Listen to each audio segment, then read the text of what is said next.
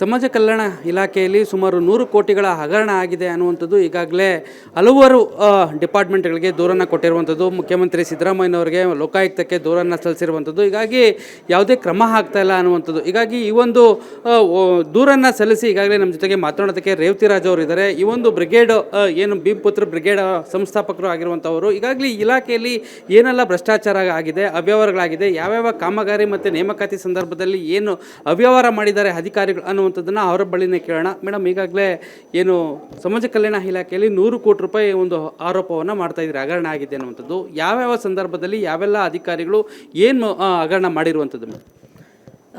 Sir, ಇದು ಸಮಾಜ ಕಲ್ಯಾಣ ಇಲಾಖೆಯ ಇಂದಿರಾ ಗಾಂಧಿ ವೃತ್ತಿ ಅಭಿವೃದ್ಧಿ ತರಬೇತಿ ಕೇಂದ್ರ ಅಂತ ಸುಮ್ನಹಳ್ಳಿ ಬಾಬು ಜಗಜೀವನ್ ರಾಮ್ ಭವನದಲ್ಲಿ ಇರೋವಂಥದ್ದು. ಸೊ ಅದು ಮೊದಲು PETC ಅಂತ ಇತ್ತು. ಅಂದರೆ ಅದನ್ನು ಚೇಂಜ್ ಮಾಡಿ ಅದರಲ್ಲಿ ಬರೀ KS, UPSC ಮತ್ತು ಏನು ಪ್ರಬುದ್ಧ ಈ ಥರ ಯೋಜನೆಗಳಿಗೆ ಮಾತ್ರ ಸೀಮಿತವಾಗಿತ್ತು. 2006ರಿಂದ ಚೆನ್ನಾಗಿ ಹೋಗ್ತಾಯಿತ್ತು. ಕೆಲವು ಎಮಿನೆಂಟ್ ಅಧಿಕಾರಿಗಳಿದ್ರು, ಚೆನ್ನಾಗಿ ನಡೆಸ್ಕೊಂಡು ಹೋಗ್ತಾಯಿದ್ರು. ಆ ಹೆಸರನ್ನ ಚೇಂಜ್ ಮಾಡಿ ಅಲ್ಲಿ ಇವಾಗ ಸ್ಕಿಲ್ಲಲ್ಲಿ ಹೆಂಗುಂಟು ಎಲ್ಲ ಟ್ರೈನಿಂಗ್ ಇದೆ ಸರ್. ಆ ಟ್ರೈನಿಂಗನ್ನ ಇಲ್ಲಿ ಓಪನ್ ಅಪ್ ಮಾಡಿದರು.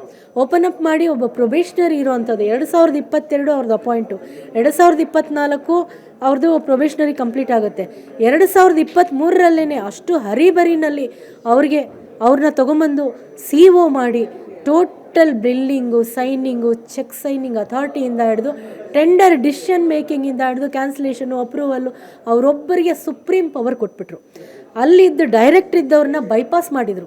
ಡೈರೆಕ್ಟ್ರಿಗೆ ಏನೂ ಸಂಬಂಧನೇ ಇಲ್ಲ. ಎಂಟೈರ್ ಯೋಜನೆ, ಅದಕ್ಕೂ ಡಾಕ್ಯುಮೆಂಟ್ ಇದೆ ಸರ್. ಎಂಟೈರ್ ಯೋಜನೆ ಇವರೊಬ್ಬರ ಕೈನಲ್ಲೇ ಇರಬೇಕು, ಇನ್ಯಾರಿಗೂ ಫೈಲ್ ಹೋಗೋ ಹಾಗಿಲ್ಲ. ಆ ಥರದ್ದೊಂದು ಮಾಡಿ ಟೋಟಲಿ ಆ ವರ್ಷದಲ್ಲಿ ಏನು ಅಮೌಂಟು ಈ ಇಲಾಖೆಗೆ ಬಂತು ಅಷ್ಟು ಅಮೌಂಟಿಗೆ ಇವರು ಆ್ಯಕ್ಷನ್ ಪ್ಲ್ಯಾನನ್ನು ಮಾಡಿಕೊಂಡು drone, basic drone, advance drone, PC, PSI, gig worker, ಆಮೇಲೆ ಇದು ಪ್ಯಾರಾಮೆಡಿಕಲ್ಲು ಮತ್ತು ಇನ್ನೊಂದಷ್ಟು AC SAD ಆ ಥರದ್ದು ಈ ಥರಲ್ಲ ಎಲ್ಲ ಅದು ಪಟ್ಟಿನೂ ನಾನು ಕೊಡ್ತೀನಿ ಸರ್. ಒಂದು 15-16 ಪ್ರೋಗ್ರಾಮ್ಗಳನ್ನು ಮಾಡಿದರು. ಅದರಲ್ಲಿ ಮುಖ್ಯವಾಗಿ ಟೆಂಡರ್ಗಳು ಯಾವ್ದು ಮಾಡಿದರು, ಟೆಂಡರಲ್ಲಿ ಅಕ್ರಮವಾಗಿ ಮಾಡಿರುವಂಥದ್ದು. ಟೆಂಡರ್ ಪ್ರಕ್ರಿಯೆಯಲ್ಲಿ ಟೆಂಡರಲ್ಲಿ ಯಾರಿಗೂ ಎಲಿಜಿಬಿಲಿಟಿ ಇಲ್ಲದೇ ಇದ್ದವ್ರನ್ನ ತೊಗೊಂಡು ಬಂದು 1 ವರ್ಷ 2 ವರ್ಷ ಆಗಿರೋರನ್ನ ಅವ್ರಿಗೆ ಲೀಡ್ ಬಿಡ್ಡರ್ಗೆ ಬೇರೆ ಯಾರನ್ನೋ, ಈ ಕ್ಷೇತ್ರಕ್ಕೆ ಸಂಬಂಧನೇ ಇರಲ್ಲ ಸರ್. ಇವಾಗ ನೀವು PC, PSI ಡ್ರೋನ್ ಟ್ರೈನಿಂಗ್ ಮಾಡಬೇಕಂದ್ರೆ ಆ ಕ್ಷೇತ್ರದವ್ರನ್ನೇ ನೀವು ಕನ್ಸಾರ್ಟಿಯಮ್ ಮಾಡಬೇಕು, ಜಾಯಿಂಟ್ ವೆಂಚರ್ ಮಾಡಬೇಕು. SC ST ಸಮುದಾಯದ ತರಬೇತಿ ಕೇಂದ್ರಗಳು ಹೋದಾಗ ಅವ್ರಿಗೆ ಮಾಡೋದಿಲ್ಲ, ಕೊಡೋದಿಲ್ಲ, ನಿಮಗೆ ಎಲಿಜಿಬಿಲಿಟಿ ಇಲ್ಲ ಅಂತ ಹೇಳ್ತಾರೆ. ಬೇರೆಯವ್ರು ಹೋದಾಗ ಇಮ್ಮಿಡಿಯೇಟ್ 1 ವರ್ಷ 2 ವರ್ಷ ಆಗಿದ್ರೆ ಅವ್ರಿಗೆ ಎಲಿಜಿಬಿಲಿಟಿ ಬರುತ್ತೆ. ಹೇಗೆ ಅಂದರೆ ಕನ್ಸಾರ್ಷಿಯಮ್ ಅಂತ ಜಾಯಿಂಟ್ ವೆಂಚರ್ ತೊಗೊಂಡು ಒಬ್ಬ ಬಿಲ್ಡಿಂಗ್ ಕಾಂಟ್ರಾಕ್ಟರ್ಗೆ ಸೇರಿಸ್ತಾರೆ ಸರ್. ಕನ್ಸಾರ್ಷಿಯಮ್ ಲೀಡ್ ಬಿಡ್ಡರ್ ಮಾಡ್ತಾರೆ. ಬಿಲ್ಡಿಂಗ್ ಯಾವ ಸಮಯದಲ್ಲಿ, ಯಾವ ವರ್ಷದಲ್ಲಿ ಇದಾಗಿದೆ? 2023ರಿಂದ 25ನೇ ವರ್ಷದವರೆಗೆ ನಡೆದಿರುವಂಥದ್ದು ಹಗರಣ ಸರ್. ಈ ಹಗರಣದಲ್ಲಿ ಮುಖ್ಯ ಅಧಿಕಾರಿಗಳು ಯಾರಿದ್ರು ಇದಕ್ಕೆ ಸಂಬಂಧಪಟ್ಟಂಗೆ? ಹಾಂ ಸರ್, ನಾನು ಹೇಳ್ತೀನಿ ಸರ್. ಮುಖ್ಯವಾಗಿ ಇದು ಮಣಿವಣ್ಣನ್ ಸರ್ ಇದ್ದರು, ಪ್ರಿನ್ಸಿಪಲ್ ಸೆಕ್ರೆಟ್ರಿ. ಅದಾದಮೇಲೆ ರಾಕೇಶ್ ಸರ್ ಇದ್ದರು, ಕಮಿಷನರು. ಮತ್ತು ಅಂಜುಮ್ ಹಫೀಸ್ ಅಂತ KS ಆಫೀಸರು. ಇವರು ಡೈರೆಕ್ಟ್ರಾಗಿ ಸತ್ಯಶ್ರೀ ಅಂತ ಇದ್ದರು. ಸತ್ಯಶ್ರೀ ಅವ್ರಿಗೂ ಏನೂ ಪವರ್ ಇರಲಿಲ್ಲ. ಅವ್ರಿಗೆ ಹಿಂದೆ PTCನಲ್ಲೂ ಕೆಲಸ ಮಾಡಿಕೊಂಡು 2006ರಿಂದ ಹಿಂದಿಂದನೂ ಮಾಡ್ಕೊಂಡು ಬಂದಂಥವ್ರು. ಅದು ಸ್ವಲ್ಪ ಕ್ಲೀನ್ ಹ್ಯಾಂಡ್ ಇರೋವಂಥದ್ದು. ಅವರಿಗೆ ಯಾವುದೇ ಸೈನಿಂಗ್ ಅಥಾರಿಟಿ ಇರಲಿಲ್ಲ. ಸೊ ಎಲ್ಲವೂ ಡಿಸಿಷನ್ ಮೇಕರ್ ಇವರೇ ಆಗಿ ಮಾಡಿರುವಂಥದ್ದು. ಜೊತೆಗೆ ಇವರು ತನ್ನ ಏನು ಟೆಂಡರ್ಗಳಲ್ಲಿ ನಾನು 40% ಕಮಿಷನ್ ರ್ಯಾಕೆಟ್ ಅಂತ ಹೇಳಿದ್ದೀನಿ, ಅದಕ್ಕೆ ಪೂರಕವಾಗಿ ಯಾವುದೇ ಒಂದು ಪ್ರೋಗ್ರಾಮ್, ಯಾವುದೇ ಟೆಂಡರು ಜಸ್ಟು ಎನ್ರೋಲ್ಮೆಂಟ್ ಆಗ್ತಾ ಇದ್ದಂಗೆ 40% ಅಮೌಂಟ್ ರಿಲೀಸ್ ಮಾಡ್ತಾರೆ ಸರ್. ಫಸ್ಟೇ ಬೈ ಕ್ಯಾಶಲ್ಲಿ ತೊಗೊಳ್ತಾರೆ. ಮಾಡಿರೋವಂಥವ್ರು ಭಾಳಷ್ಟು ಜನ ಇದ್ದಾರೆ. ಅವ್ರ ತಾಯಿ ಅಕೌಂಟ್ಗೆ ಬೈ ಕ್ಯಾಶು ಡೆಪಾಸಿಟ್ ಮಾಡಿದ್ದಾರೆ. ಈಗ ನೀವು ಇಷ್ಟೊಂದು ದೊಡ್ಡ ಮಟ್ಟದ ಹಗರಣ, 100 ಕೋಟಿ ರೂಪಾಯಿ ಹಗರಣ ಅಂತ ಹೇಳ್ತಾ ಇದ್ದೀರಿ. ಇದಕ್ಕೆ ಸಂಬಂಧಪಟ್ಟಂಥ ದಾಖಲೆಗಳ ಸಮೇತ ಈಗಾಗಲೇ ಎಲ್ಲಾದರೂ ದೂರನ್ನು ಕೊಟ್ಟಿದ್ದೀರಾ? ಯಾಕೆ ಕ್ರಮ ಕೈಗೊಳ್ತಾ ಇದ್ದಾರೆ? ಹೌದು, ನನಗೆ ದಾಖಲಾತಿಗಳು ಎಲ್ಲವೂ ನಾನು ಕಲೆಕ್ಟ್ ಮಾಡಿದ ನಂತರ ಜಾನ್ವರಿ 29ಕ್ಕೆ ನಾನು ಫಸ್ಟ್ ದೂರು ಲೋಕಾಯುಕ್ತದಲ್ಲಿ ಮಾಡಿದೆ. ನಾನು ಲೋಕಾಯುಕ್ತದಲ್ಲಿ ದೂರು ಮಾಡಿ ಲೋಕಾಯುಕ್ತ ಕಾಪಿ ಅಟ್ಯಾಚ್ ಮಾಡಿಬಿಟ್ಟು principal secretary of social welfare department, ಅದಾದಮೇಲೆ commissioner of social welfare department, director of IGCCD ಇವರು 3 ಜನಕ್ಕೆ ಕೊಟ್ಟು, ministry of social welfare department, ಆಮೇಲೆ ಚೀಫ್ ಸೆಕ್ರೆಟರಿ ಕರ್ನಾಟಕ ಸರ್ಕಾರ, ಮುಖ್ಯಮಂತ್ರಿಗಳು, ಆಮೇಲೆ ಇವರು ಫೈನಾನ್ಸ್ ಡಿಪಾರ್ಟ್ಮೆಂಟ್ನ ಮೂಲ ಇಲಾಖೆ ಆಗಿರೋದ್ರಿಂದ ಫಿನಾನ್ಸ್ ಡಿಪಾರ್ಟ್ಮೆಂಟ್ ಅವರಿಗೆ ಅಲ್ಲಿ ಅವರು ಸೆಕ್ರೆಟ್ರಿಯಿಂದ ಹಿಡಿದು ಅವ್ರು ಎಲ್ಲರಿಗೂ ಕೊಟ್ಟಿದ್ದೀನಿ. ಜೊತೆಗೆ ಇವರು ಪ್ರಮೋಷನ್ ಇಷ್ಟೆಲ್ಲ ಹಗರಣ ಮಾಡಿರೋರು ವಿಚಾರವಾಗಿ ಇವರು ಅಲ್ಲಿಂದ ರಿಲೀವ್ ಮಾಡಿದರು ಸರ್. ರಿಲೀವ್ ಮಾಡಿ ಪ್ರಮೋಷನ್ ಮಾಡಿ ಕ್ರಿಶ್ಚಿಯನ್ ಮೈನಾರಿಟಿಗೆ ಇಟ್ಟಿದ್ದಾರೆ. ಸೊ ಹಂಗಾಗಿ ಅಲ್ಲಿಗೂ ಕೊಟ್ಟಿದ್ದೀನಿ ನಾನು. ಆಮೇಲೆ ಜಮೀರ್ ಅಹಮದ್ ಅವರಿಗೂ ಸಹ ಕೊಟ್ಟಿದ್ದೀನಿ, ಯಾಕಂದರೆ ಮೈನಾರಿಟಿ ಇದಿರೋದ್ರಿಂದ ಅವರಿಗೂ ಕೊಟ್ಟಿದ್ದೀನಿ. ಅದಾದ ನಂತರ ನಮ್ಮ ಆಯೋಗದಲ್ಲೂ ಹಾಕಿದ್ದೀನಿ, DCRAಗೂ ಹಾಕಿದ್ದೀನಿ. DCRAನಲ್ಲಿ ಹೇಳೋದೇನೆಂದರೆ ಸರ್ಕಾರದ ಪರ್ಮಿಷನ್ ಇಲ್ಲದೆ IAS KS ಆಫೀಸರ್ ಮೇಲೆ ದೂರು ಮಾಡಲಿಕ್ಕೆ ಬರೋದಿಲ್ಲ. ಅವ್ರು ನಿಮ್ಮ ಮೇಲೆ ಹಾಕಿರೋ ಫಾಲ್ಸ್ ದೂರೇ ಇರಬಹುದು, ಅದು ಪ್ರೂವ್ ಆಗೋವರೆಗೂ ನಾವು FIR ಮಾಡೋಕ್ಕೆ ಬರಲ್ಲ ಅಂತ ಅವ್ರು ಹೇಳ್ತಾರೆ. ಸರ್ಕಾರದ ಆದೇಶದ ಕಾಪಿ ಕೊಡ್ತಾರೆ.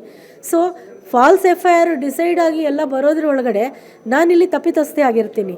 ಸೊ ಹಾಗಾಗಿ ನಾನು ಅದನ್ನು ಓಪನ್ ಆಗಿ ಬಂದಂಥದ್ದು. ಅದಾದಮೇಲೆ ನ್ಯಾಷನಲ್ SC ಸೆಲ್ಗೂ ನಾನು ಇದು ಮಾಡಿದ್ದೀನಿ, ಕಂಪ್ಲೇಂಟ್ ಹಾಕಿದ್ದೀನಿ. PMO ಆಫೀಸಿಗೂ ನಾನು ಕಂಪ್ಲೇಂಟ್ ಹಾಕಿದ್ದೀನಿ.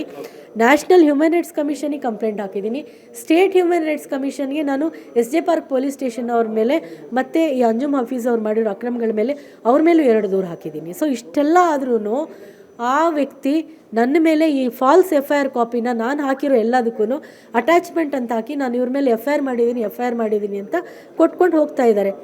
ಆಯಿತು, ನಾನು ಎಲಿಗೇಷನ್ ಮಾಡಿದ್ದೀನಿ, ನನಗೊಂದು ನೋಟಿಸ್ ಕೊಡಬೇಕಲ್ವ? ನಿಮ್ಮ ಹತ್ರ ಇದಕ್ಕೆ ಸಂಬಂಧಪಟ್ಟಂಗೆ ಏನು ಆಧಾರ ಇದೆ ಪ್ರೂವ್ ಮಾಡಲಿಕ್ಕೆ? ನೀವು ತೊಗೊಂಡು ಬನ್ನಿ ಅಂತ ನನಗೆ ಕೇಳಬೇಕಲ್ಲ. ಎಲ್ಲರನ್ನೂ ಕೇಳ್ತಾ ಇದ್ದೀನಿ, ನನಗೊಂದು ನೋಟಿಸ್ ಕೊಡಿ, ನನಗೊಂದು ಅವಕಾಶ ಕೊಡಿ, ಐ ವಿಲ್ ಪ್ರೂವ್ ಅಂತ ಹೇಳಿ. ಇದುವರೆಗೂ ಅದಕ್ಕೆ ಸಂಬಂಧಪಟ್ಟಂಗೆ ಯಾವುದೇ ಆ್ಯಕ್ಷನ್ ಆಗ್ತಾ ಇಲ್ಲ. ಸರ್ಕಾರ ಯಾಕೆ ಅಷ್ಟು ಅವ್ರನ್ನ ಪ್ರೊಟೆಕ್ಟ್ ಮಾಡ್ಕೊತಾ ಇದೆ? ಮಿನಿಸ್ಟ್ರಿ ಯಾಕೆ ಪ್ರೊಟೆಕ್ಟ್ ಮಾಡ್ಕೊತಾ ಇದ್ದಾರೆ? ಕಮಿಷನರ್ ಯಾಕೆ ಪ್ರೊಟೆಕ್ಟ್ ಮಾಡ್ಕೊತಾ ಇದ್ದಾರೆ? ಪ್ರಿನ್ಸಿಪಲ್ ಸೆಕ್ರೆಟರಿ ಯಾಕೆ ಪ್ರೊಟೆಕ್ಟ್ ಮಾಡ್ಕೊತಾ ಇರೋದು ಬಹಳ ದೊಡ್ಡ ಪ್ರಶ್ನೆ. ಸೊ ನಾವು ಅಕ್ರಮವಾಗಿರೋ ಅಮೌಂಟನ್ನ, ನಮ್ಮ ಸಮುದಾಯದ ಅಮೌಂಟ್ನ ನಾವು ಕೇಳಬಾರ್ದಾ? ಕೇಳಿದ್ರೆ ನಾವು ಎಕ್ಸ್ಟೋರ್ಷನ್ ಮಾಡ್ತೀವ? ನಾನು ಅಟೆಂಪ್ಟ್ ಟು ಮರ್ಡರ್ ಮಾಡ್ತೀನ? ನಾನು ಕ್ರಿಮಿನಲ್ ಇದ್ದೀನ? ನನ್ನ ಫ್ಯಾಮಿಲಿಯವ್ರನ್ನ ಹೆದರಿಸುವಂಥದ್ದು, ಎಲ್ಲೆಲ್ಲಿಂದ ನಾವು ಬೆದರಿಕೆ ಹಾಕುವಂಥದ್ದು, ಮನೆ ಹತ್ರ ರೌಡಿ ಎಲಿಮೆಂಟ್ ಕಳಿಸೋದು, ಕಾರ್ಗಳು ಫಾಲೋ ಮಾಡಿಸುವಂಥದ್ದು, ಮನೆ ಬಾಗಿಲುಗಳನ್ನು ಹೊಡೆಯುವಂಥದ್ದು, ಏನೇನೆಲ್ಲ ಮಾಡ್ತಾ ಇದ್ದಾರೆ. ಈಗ ನೆಕ್ಸ್ಟ್ ಮೇಡಮ್, ಈಗ ಇಷ್ಟೆಲ್ಲ ನೀವು ಆರೋಪ ಮತ್ತು ಕಂಪ್ಲೇಂಟ್ ಎಲ್ಲ ಮಾಡಿದ್ದೀರಾ, ಈಗ ನೆಕ್ಸ್ಟ್ ಸ್ಟೆಪ್ ನೀವು ಯಾವ ರೀತಿ ಹೋರಾಟ ಇರುತ್ತೆ ನಿಮಗೆ? ಇಲ್ಲ, ನಾವು ಇವಾಗ ನೆಕ್ಸ್ಟ್ ವೀಕು ನಾನು ಮತ್ತೆ ಇನ್ನಷ್ಟು, ಯಾಕಂದರೆ ಪೂರ್ತಿ ಡಾಕ್ಯುಮೆಂಟ್ ರಿಲೀಸ್ ಮಾಡಲಿಕ್ಕಾಗಿಲ್ಲ. ಲಾಸ್ಟ್ ವೀಕ್ ಈಗ ಒಂದು 2-3 ದಿನದಲ್ಲಿ ನನ್ನ ಫೋನನ್ನು ಸ್ನ್ಯಾಚ್ ಮಾಡ್ಕೊಳ್ಳಿಕ್ಕೆ ಟ್ರೈ ಮಾಡಿದೆ SJ ಪಾರ್ಕ್ ಪೊಲೀಸ್ ಸ್ಟೇಷನ್ ಅವರು ಏನೋ ಒಂದು ಸಣ್ಣ, ನನಗೆ ಪ್ರಿಲಿಮಿನರಿ ಇದು ಕೋರ್ಟಲ್ಲಿ ಇಂಟಿಮ್ ಪ್ರೊಟೆಕ್ಷನ್ ಇದೆ, ಮತ್ತು ನಾನು ಸ್ಟೇಷನ್ ಬೇಲೆ ಮಾಡಿದ್ದಾರೆ, ಅವರು ತನಿಖೆಗೆ ಸಹಕಾರ ಮಾಡ್ತಾ ಇದ್ದೀನಿ, ಒಂದು ಸಣ್ಣ ಪ್ರೊಸೀಜರ್ ಬಾಕಿ ಇದೆ ಮೇಡಮ್ ಬನ್ನಿ ಅಂತ ಕರೆದು ನನ್ನ ಹಿಂದೆಡೆ ಯಾರೋ ಒಂದು ಇಲ್ಲಿಗಲ್ ಎಲಿಮೆಂಟ್ಸ್ಗಳನ್ನ ನಿಲ್ಲಿಸಿ ಫೋನ್ ಸ್ನ್ಯಾಚ್ ಮಾಡೋಕ್ಕೆ ಬಂದರು. ಆವಾಗಲೇ ಗಲಾಟೆ ಮಾಡ್ಕೊಂಡು ಇದರಲ್ಲಿ ಎವಿಡೆನ್ಸ್ ಇದೆ, ಟ್ಯಾಂಪರ್ ಮಾಡೋಕ್ಕೆ ಟ್ರೈ ಮಾಡ್ತಾಯಿದ್ರೆ ನಾನು ಮಾಡಲ್ಲ ಅಂತೇಳಿ ಬಂದು ಇಮ್ಮಿಡಿಯೇಟ್ ನಾನು ನೈಟ್ ನಾನು ಪ್ರೆಸ್ ಮೀಟ್ ಮಾಡಲೇಬೇಕು ಅಂತೇಳಿ ಅರ್ಜೆಂಟಲ್ಲಿ ನಾನು ಮೀಡಿಯಾ ಮುಂದೆ ಬಂದಂಥದ್ದು. ಯಾಕಂದರೆ ಡಾಕ್ಯುಮೆಂಟ್ ಟ್ಯಾಂಪರ್ ಆಗ್ಬೋದು, ನಾನೇ ಇಲ್ದಂಗೆ ಆಗ್ಬೋದು, ಇಲ್ಲ ಏನಾದರೂ ಆಗೋ ಚಾನ್ಸಸ್ ಇದೆ. ಹಾಗಾಗಿ ನಾನು ಎಲ್ಲರ ಮುಂದೆ ನಾನು ಅದನ್ನು ತೆರೆದಿಟ್ಬಿಡಬೇಕು. ಅಟ್ಲೀಸ್ಟ್ ಮುಂದಕ್ಕೆ ನಾನು ಇರ್ತೀನೋ ಬಿಡ್ತೀನೋ ನನಗೆ ಗೊತ್ತಿಲ್ಲ, ಆದರೆ ಹಗರಣ ನಾನು ಏನು ಇದು ಮಾಡಿದ್ದೀನಿ ಅದನ್ನು ಜನಗಳ ಮುಂದೆ ತರಬೇಕು. ನಾನು ಮಾಡಲಿಲ್ಲ ಅಂದರೂ ನಾನು ಇನ್ನೂ ಅಣ್ಣ ತಮ್ಮಂದಿರೋದು, ಅವರಾದರೂ ಆ ಹೋರಾಟವನ್ನು ಮುಂದುವರಿಸ್ಕೊಂಡು ಹೋಗಲಿ ಅನ್ನೋ ನಿಟ್ಟಿನಲ್ಲಿ ನಾನು ಹೊರಗಡೆ ಬಂದಿದ್ದೀನಿ. ಮುಂದಿನ ದಿನಗಳಲ್ಲಿ ಇಡೀ ರಾಜ್ಯಾದ್ಯಂತ ಇವಾಗ ಜಿಲ್ಲೆಗಳಿಂದ ದೂರುಗಳಾಗುತ್ತೆ, DC ಮುಖಾಂತರ ರಾಜ್ಯಪಾಲರಿಗೆ ದೂರು ಕೊಡ್ತೀವಿ. ಅದಾದ ನಂತರ ಡೈರೆಕ್ಟಾಗಿ ನಾವು ಅಲ್ಲಿಂದ ಪಾದಯಾತ್ರೆಗಳು ಮಾಡ್ತೀವಿ, ಬೇರೆ ಬೇರೆ ಡಿಸ್ಟ್ರಿಕ್ಗಳಿಂದ ವಿಧಾನಸೌಧ ಮುತ್ತಿಗೆನೂ ಮಾಡ್ತೀವಿ. ಕ್ರಮ ಜರುಗಿಸಲಿಲ್ಲ ಅಂದರೆ ದೊಡ್ಡ ಮಟ್ಟದ ಹೋರಾಟವನ್ನು ರೂಪುರೇಷೆ ಆಲ್ರೆಡಿ ಸಿದ್ಧವಾಗಿದೆ. ಹಾಗಾಗಿ ಸರ್ಕಾರ ಕೇಳೋದು, ನಮ್ಮ ಬಲದಿಂದ ನಮ್ಮ ಬೆಂಬಲದಿಂದ ಬಂದಿರೋಂಥ ಸರ್ಕಾರ, ನಮ್ಮ SCP TSP ಹಣ ನಮ್ಗೆ ಉಪಯೋಗ ಆಗ್ತಾ ಇಲ್ಲ, ಕೊಡ್ತಾ ಎಲ್ಲ ಡೈವರ್ಟ್ ಆಗ್ತಾ ಇದೆ, ಕೊಡ್ತಾ ಇರೋ ಒಂದು ಸ್ವಲ್ಪ ಅಮೌಂಟು ತಿಂದು ಹಾಕ್ತಾ ಇದ್ದಾರೆ. ನಮ್ಮ ಹೆಸರಿನಲ್ಲಿ ನೀವು ಯಾಕೆ ಈ ಥರ ಮಾಡ್ತಾ ಇದ್ದೀರಾ? ಪ್ರಶ್ನೆ ಮಾಡಿದ್ರೆ ನಮ್ಮ ಬಾಯಿನೇ ಮುಚ್ಚಿಸೋದು, ನಮ್ಮನ್ನೇ ಕೊಲ್ಲುವಂಥ ಕೆಲಸಗಳು ನಡೀತಾ ಇದೆ ಅನ್ನುವಾಗ ನಾನೇನು ಹೇಳಲಿ ಸಿದ್ದರಾಮಣ್ಣ ಅವರೇ, ನಿಮ್ಮ ಮೇಲೆ ಅಪಾರವಾದ ಗೌರವ, ಆದರೆ ಈ ಮಟ್ಟಕ್ಕೆ ನಮ್ಮನ್ನು ತುಳಿಯುವಂಥದ್ದು, ಈ ಮಟ್ಟಿಗೆ ನಮ್ಮನ್ನು ನೆಗ್ಲೆಕ್ಟ್ ಮಾಡುವಂಥದ್ದು. ಮೊನ್ನೆ ಬಜೆಟ್ ಪ್ರಿಲಿಮಿನರಿ ಮೀಟಿಂಗಲ್ಲಿ ಯಾವಾಗಲೂ ನಮ್ಮ ಹೆಸರಿರುತ್ತೆ, ನಾವು ಮೊನ್ನೆ ಹೋರಾಟಗಾರರಲ್ಲ, 12-13 ವರ್ಷದಿಂದ ನಾವು ಇರೋವಂಥವ್ರು. ಆ ಲೀಸ್ಟಲ್ಲಿ ದಲಿತ ಮುಖಂಡರನ್ನ ಕರೆಯೋ ಲೀಸ್ಟಲ್ಲಿ 13ನೇ ಇದರಲ್ಲಿ ನನ್ನ ನೇಮ್ ಇದೆ, ಹಿಂದಿನ ದಿನ ಇದೆ, ಫೋನ್ ಮಾಡು ಹೇಳಿದ್ದಾರೆ. ಆದರೆ ನಾಳೆಗೆ ವಿಧಾನಸೌಧ ಹತ್ರ ಹೋದರೆ ನನ್ನ ಹೆಸರಿಲ್ಲ, ಒಳಗೆ ಬಿಡ್ತಾ ಇಲ್ಲ, ನನ್ನನ್ನು ಹೊರಗಡೆ ಕಳಿಸ್ತಾ ಇದ್ದಾರೆ. ಇಲ್ಲ ಮೇಡಮ್ ನಿಮ್ಮ ಹೆಸರಿಲ್ಲ ಅಂತ ಹೇಳ್ತಾ ಇದ್ದಾರೆ.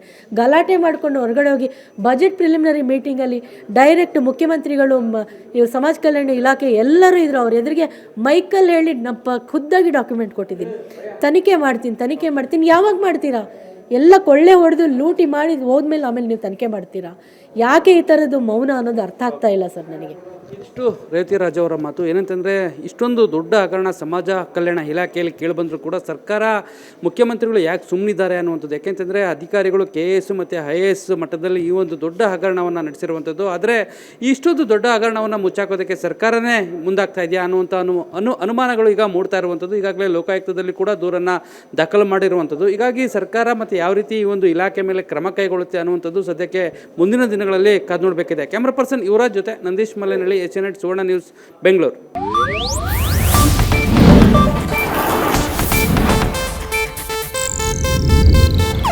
ಇದು ಏಷ್ಯಾನೆಟ್ ನ್ಯೂಸ್ ನೆಟ್ವರ್ಕ್ ಪ್ರಸ್ತುತಿ.